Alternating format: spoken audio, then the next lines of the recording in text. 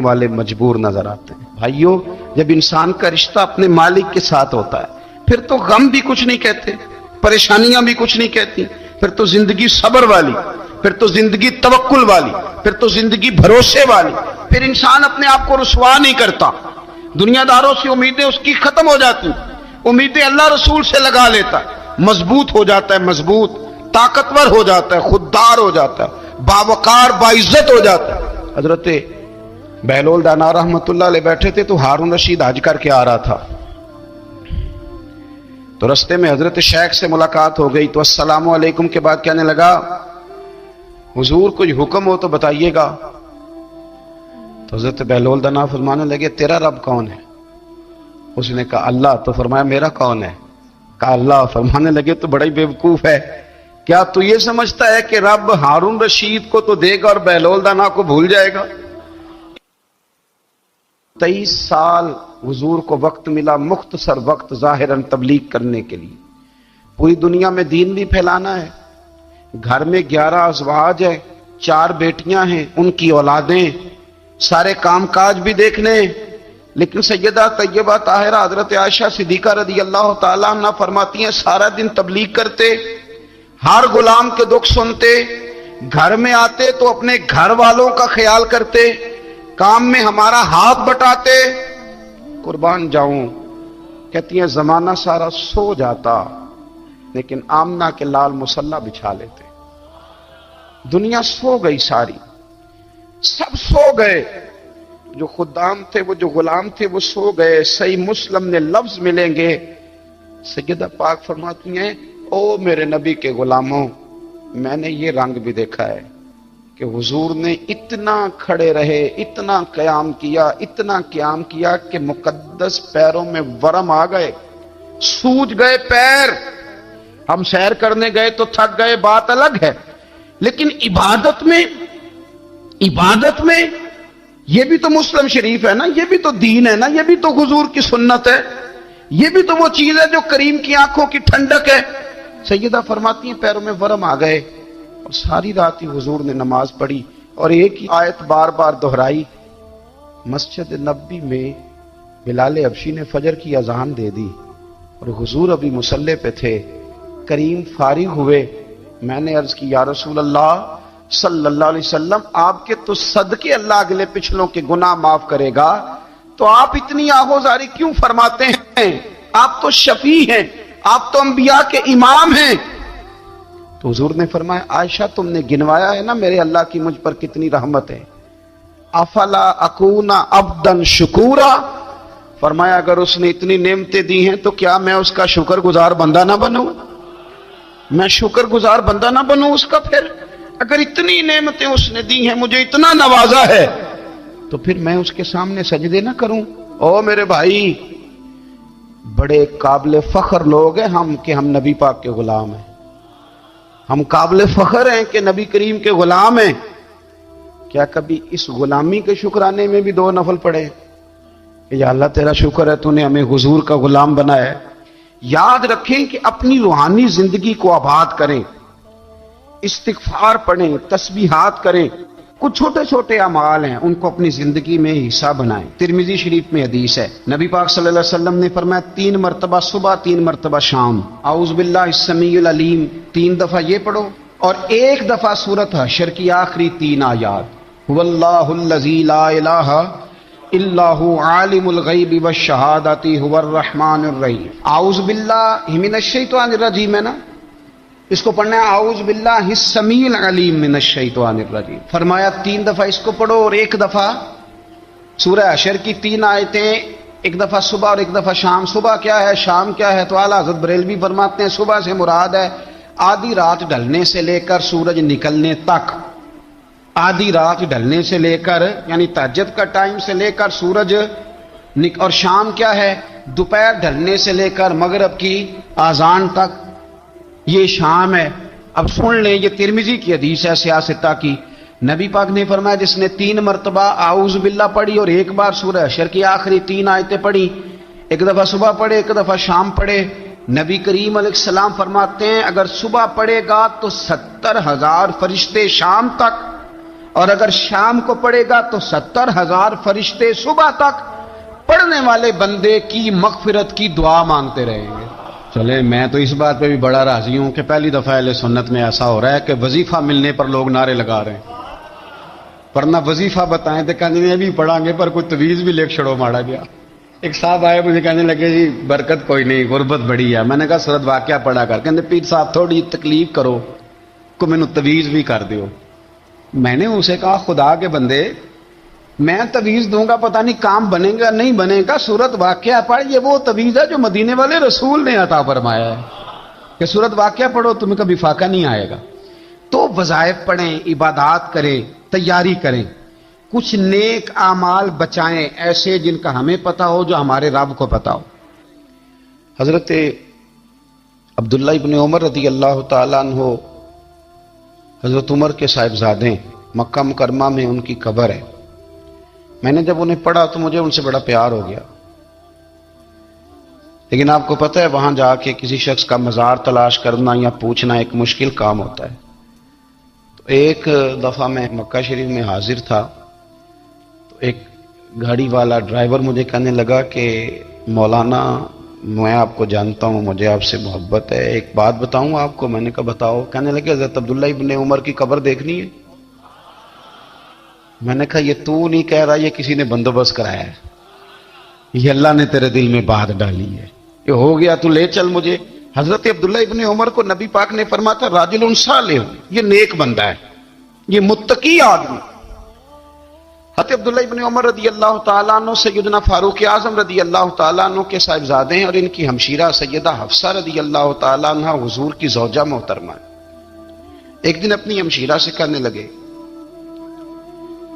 کہ نبی کریم صلی اللہ تعالیٰ علیہ وسلم گھر میں آئے نا، اور اگر حضور غم امت میں پریشان نہ ہوں، طبیعت کو حشاش بشاش دیکھو، تو ذرا پوچھنا تو صحیح حضور کا میرے بارے میں کیا خیال ہے، پوچھنا تو صحیح کہ کریم کی بارگاہ میں میرا کیا مقام ہے، میرے بارے میں حضور کیا فرماتے ہیں۔ اب بہن کو کام بتائے، اور بتائے بھی بھائی، اور پھر بہن وہ کام نہ کرے، یہ تاریخ میں ہوتا نہیں۔ حضرت عمر فاروق رضی اللہ تعالیٰ عنہ کی صاحبزادی ام المومنین رضی اللہ تعالیٰ عنہ فرماتی ہیں کہ میں تو بس منتظر تھی، انہوں نے تو کہا تھا نا کہ اگر تم حشاش بشاش دیکھو تو بات کرنا، لیکن حضور تشریف لائے، میری باری تھی، میرے گھر تشریف لائے، کھانا پیش کیا تو فوراً میں نے عرض کی حضور ایک بات پوچھنی تھی۔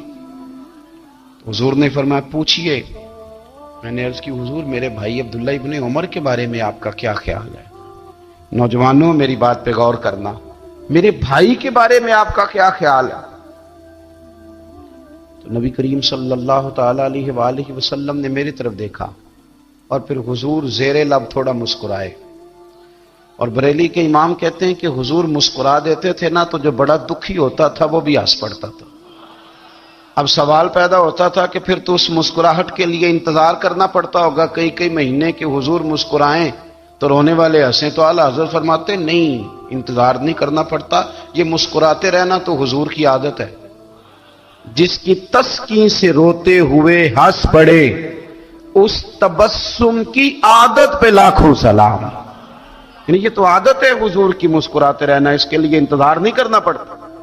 بھائیو آپ خیال رکھیں گے، غور کریں گے، حضرت عبداللہ ابن عمر رضی اللہ تعالیٰ عنہ کے بارے میں پوچھا تو سیدہ فرماتی ہیں کہ نبی کریم صلی اللہ تعالیٰ علیہ وسلم نہ زیر لب مسکرائے اور فرمایا حفصہ تیرا بھائی ہے تو اچھا، لیکن میں نے سنا ہے کہ عشاء کی نماز پڑھتا ہے تو فجر تک سویا ہی رہتا ہے۔ او نوجوانوں، 10 بجے تک سونے کی بات نہیں ہوئی، 9 بجے تک سونے کی بات نہیں ہوئی، 11 بجے اٹھنے کی بات نہیں۔ حضور فرمانے لگے میں نے سنا ہے کہ عشاء کی نماز پڑھ کے سو جاتا ہے اور فجر تک سویا ہی رہتا ہے، اسے چاہیے کہ تہجد کے وقت اٹھا کرے، اللہ کی بارگاہ میں حاضر ہوا کرے، آہوزاری کرے، سجدے کرے، عبادت کرے، اٹھتا ہے اور فجر میں جا کے اٹھتا ہے۔ حضرت جناب حفصہ رضی اللہ تعالیٰ عنہ کہتی ہیں میں نے جناب عبداللہ ابن عمر کو پیغام دیا اور میں نے کہا میرے جوان بھائی سن، نبی پاک نے فرمایا ہے تو اچھا پر تہجد میں نہیں اٹھتا، नफल नहीं पढ़ता।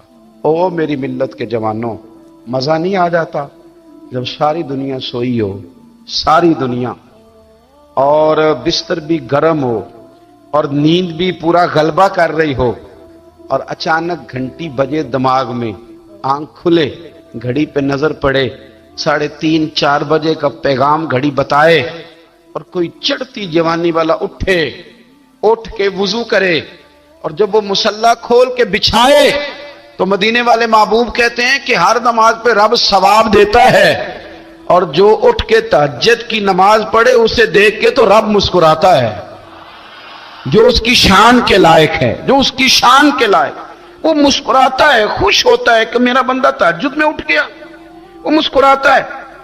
काश हमारी सुबहें कभी अपने मालिक के नाम हो जाएं। काश के सुबह हजरत अबुल हसन रहमतुल्लाह ताला अलैह हजरत माज इब्ने जबल रदी अल्लाह ताला अन्हु के पास बैठा करते थे। फरमाते हैं उनसे जो प्यार बढ़ा तो फिर मेरा मुसल्ले से भी बढ़ गया। ताबी हैं, फरमाते हैं सहाबी रसूल से मोहब्बत हुई तो जिक्र से भी हो गई, फिर दुरूद शरीफ से भी हो गई। मोहब्बत उनसे बढ़ी तो फिर अल्लाह ने मस्जिद का प्यार भी बढ़ा दिया।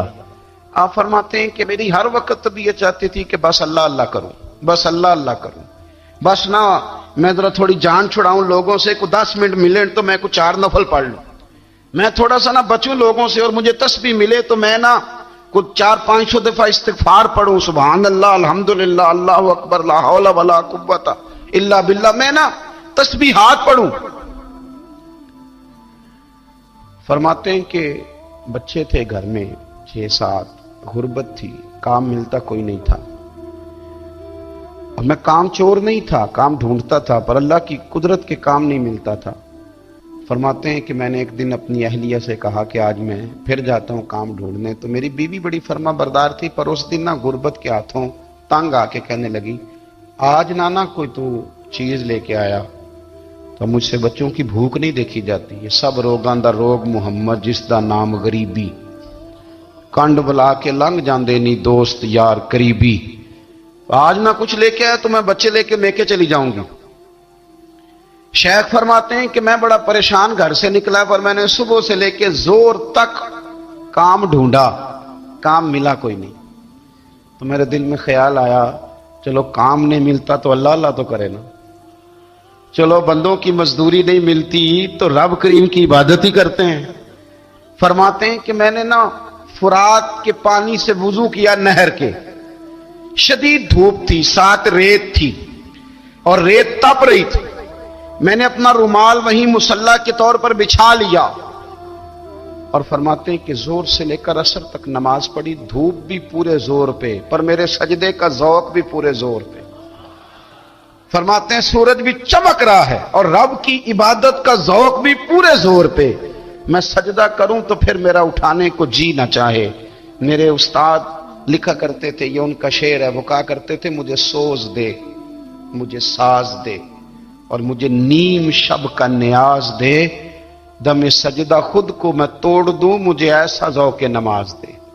और मैं तेरी बहार का फूल हूं, मैं खिला भी हूं तो तेरे लिए, मुझे मेरी शाख से तोड़ ले, मुझे अपनी जुल्फ का नाज दे।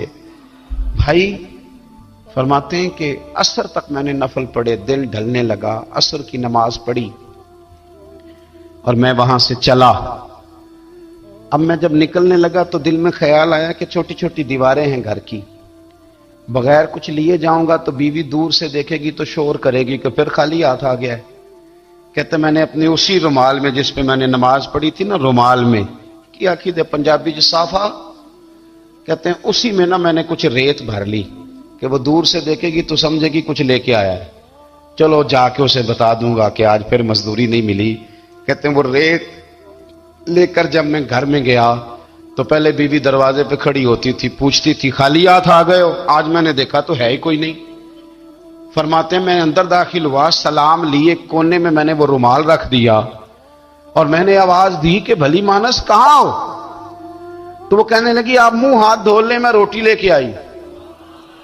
मैंने कहा रोटी कहां से आ गई, यहां तो कई दिनों के फाके, तो कई दिनों की गुर्बत है, यहां तो इस घर में तो फकीरी है। فرماتے ہیں کہ وہ روٹی لے کے آئی اور اس وقت کی جو موجودہ نعمتیں تھیں، سمجھ لیں سلاد، اچار، ہر چیز ساتھ لائی۔ میں نے کہا کہ بچے کہاں گئے؟ کہنے لگی وہ کھانا کھا کے کھیلنے گئے، آپ کھانا کھا لیں آ جاتے۔ کھانا اس نے چن دیا۔ میں نے حیرت انگیز لہجے میں ساری نعمتیں اپنے دسترخوان پہ دیکھ کر کے بیوی سے پوچھا یہ کہاں سے آیا کھانا؟ بچوں کو تو نے کہاں سے کھانا کھلایا؟ یہ سارا کچھ کیسا ہے؟ تو کہنے لگی پتہ نہیں آج آپ کس کریم کی مزدوری کرنے چلے گئے تھے، پتہ نہیں کس کریم کی، میرے گھر میں تو اتنی نعمتیں آئی ہیں کہ مجھ سے سنبھالی نہیں جا رہی، اتنا اناج ہے، اتنا گندم ہے، کس کریم کے دروازے آج چلے گئے تھے؟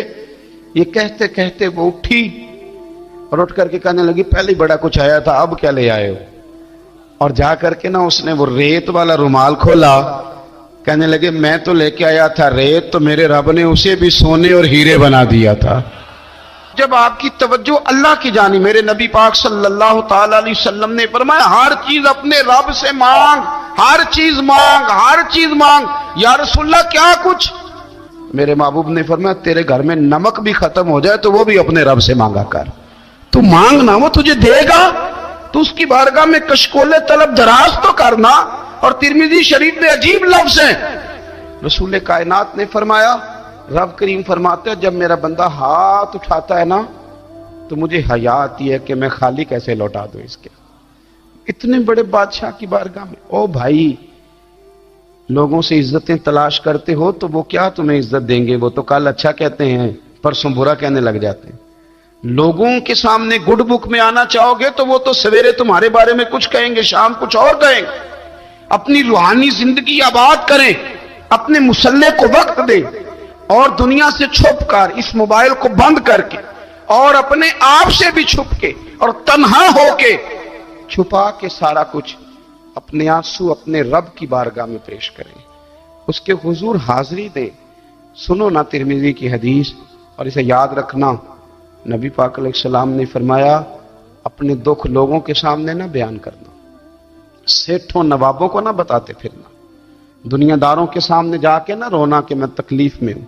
فرمایا اگر دنیا داروں کو دکھ بتاؤ گے رب تمہیں کبھی غنی نہیں کرے گا، اور لوگ ہیں کہ الٹا مذاق اڑائیں گے۔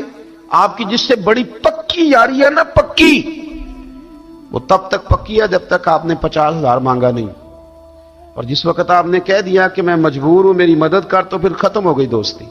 لوگوں کی تعلقات آپ کے ساتھ تب تک ہیں جب تک آپ ان سے کوئی ضرورت وابستہ نہیں کرتے۔ کریم محبوب فرمانے لگے بندوں کے سامنے دکھ نہ بیان کرنا، اللہ تجھے کبھی غنی نہیں کرے گا۔ تو اپنے دکھ اپنے رب کو بتا، تو دعائیں مانگ، تو اس کی بارگاہ میں حاضر ہو، تو اس کے حضور عرض کر۔ فرمایا اپنے دکھ اپنے رب کو بتا، وہ جلدی کرے یا دیر سے کرے تجھے ساری دنیا سے بے نیاز کر دے گا، تجھے کسی کا محتاج نہیں رہنے دے گا۔ اپنے مسلح کو، اپنی دعاؤں، ایک بزرگ فرماتے میں نے دعا مانگنے کا طریقہ اپنی بیوی سے سیکھا،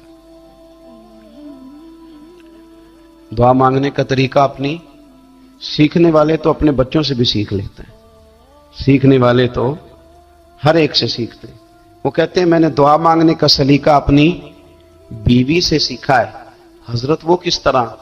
فرمانے لگے میری بیوی نے نا مجھے کوئی کام بتایا، کچھ پیسوں کی ضرورت کے لیے کہا، تو میں نے اسے کہا کہ بھئی ابھی میرے پاس نہیں ہے، کچھ دنوں میں آتے ہیں تو میں دے دوں گا۔ عورتوں کی عادت ہوتی ہے وہ بار بار یاد کراتی ہیں، 2-4 دنوں کے بعد پھر اس نے کہا حضرت وہ میں نے کہا تھا کچھ پیسے، میں نے اسے کہا کہ ابھی میرے پاس نہیں ہے، کچھ دنوں میں ملتے ہیں تو میں تمہیں دے دوں گا۔ اس نے کچھ دنوں کے بعد پھر کہا حضور وہ میں نے کچھ پیسے کہے تھے۔ فرماتے میں نے ڈانٹ دیا، میں نے کہا کہ کیا تو روز مجھے شرمندہ کرتی ہے، کہا نا میرے پاس نہیں ہے، ہوں گے تو دے دوں گا، تو روز یاد کراتی ہے۔ فرماتے ہیں اس نے پہلے تو میری ڈانٹ کو سہا، پھر میرے سخت جملوں نے اس کی آنکھوں میں آنسو پیدا کر دیے، پھر اس نے اپنے آنچل میں اپنے اس دکھ کو سمیٹا، اور پھر اس نے ایک جملہ کہا تو میں رو پڑا، اور مجھے اپنے رب سے مانگنے کا طریقہ آ گیا۔ مجھے کہنے لگی حضرت جی آپ نے ڈانٹ دیا، میں نے سہ لیا، پر آپ ہی میرے شوہر ہیں، بتائیں نا آپ سے نہ کہوں تو میں کس سے جا کے کہوں۔ فرماتے ہیں میں رو پڑا، اور میں کھل کے رویا، اور میں تڑپ کے رویا، اور پھر میری سسکیاں بند گئیں تو مجھے کہنے لگی آپ کو کیا ہوا؟ میں نے کہا مجھے بھی دعا مانگنی آ گئی ہے. جب میں اسے کہوں گا نا اللہ تو ہی میرا رب ہے، میں تجھ سے نہ کہوں تو میں کس سے جا کے کہوں؟ میں کیوں کسی بندے سے سوال کروں؟ میں کیوں کسی دنیا دار سے کہوں؟ میں تیرے بندوں کا، نیک بندوں کا وسیلہ لے کے، تیرے محبوب کی غلامی لے کے تیری بارگاہ میں آیا، تجھ سے نہ مانگوں تو کس سے مانگوں؟ سمجھ آ گئی ہے؟ جب میں اس رنگ میں مانگوں گا تو پھر رب میرے اوپر بڑا ہی فضل فرمائے گا، وہ میرے اوپر بڑی رحمت کرے گا، وہ میرے لیے آسانیاں کرے گا. عزیز دوستو، ہم اس طرح کرنے لگ گئے ہیں کہ ہم نے نا اپنے تعلقات پر اعتماد کرنا شروع کر دیا ہے. میرے تعلقات بہت ہیں. ہم نے اپنی دولت پر اعتماد کرنا شروع کر دیا ہے. میرے پاس دولت بہت ہے. ہم نے اپنے علم پر، اپنی شہرت پر اعتماد کرنا شروع کر دیا ہے کہ میرے پاس فلاں چیز بہت ہے. یاد رکھنا، جب بے نیاز اپنی صفت بے نیازی دکھاتا ہے تو بڑی بڑی دولتوں والے مجبور نظر آتے ہیں. بھائیو، جب انسان کا رشتہ اپنے مالک کے ساتھ ہوتا ہے پھر تو غم بھی کچھ نہیں کہتے، پریشانیاں بھی کچھ نہیں کہتی، پھر تو زندگی صبر والی، پھر تو زندگی توکل والی، پھر تو زندگی بھروسے والی. پھر انسان اپنے آپ کو رسوا نہیں کرتا. دنیا داروں سے امیدیں اس کی ختم ہو جاتی، امیدیں اللہ رسول سے لگا لیتا ہے، مضبوط ہو جاتا ہے، مضبوط، طاقتور ہو جاتا ہے، خوددار ہو جاتا ہے، باوقار، باعزت ہو جاتا ہے. حضرت بہلول دانا رحمت اللہ علیہ بیٹھے تھے تو ہارون رشید حج کر کے آ رہا تھا. تو رستے میں حضرت شیخ سے ملاقات ہو گئی تو السلام علیکم کے بعد کہنے لگا حضور کوئی حکم ہو تو بتائیے گا. تو حضرت بہلول دانا فرمانے لگے تیرا رب کون ہے؟ اس نے کہا اللہ. تو فرمایا میرا کون ہے؟ کہا اللہ. فرمانے لگے تو بڑا ہی بیوقوف ہے، کیا تو یہ سمجھتا ہے کہ رب ہارون رشید کو تو دے گا اور بہلول دانا کو بھول جائے گا؟ تیرا بھی وہی رب ہے، میرا بھی وہی رب ہے. اس نے اگر تجھے دے کے آزمایا ہے تو ہو سکتا ہے مجھے نہ دے کے آزما رہا ہو. جب اس کی حکمت کے تقاضے ہوں گے تو عطا کرے گا اور دے گا. تو جا اپنا کام کر. بھائی، اپنی روحانی زندگی، اپنی عبادات، اپنے وظائف، اپنے روزمرہ کے معاملات، اپنی دعائیں، اپنا استغفار. دیکھو کوئی مشکل کام تو نہیں، 2 رکوع ہیں سورہ واقعہ کے، اگر رات کو پڑھ لی جائے تو. میں کس طرح یہ بات بیان کروں کہ تعویذ بانٹنا آسان ہے اور وظیفہ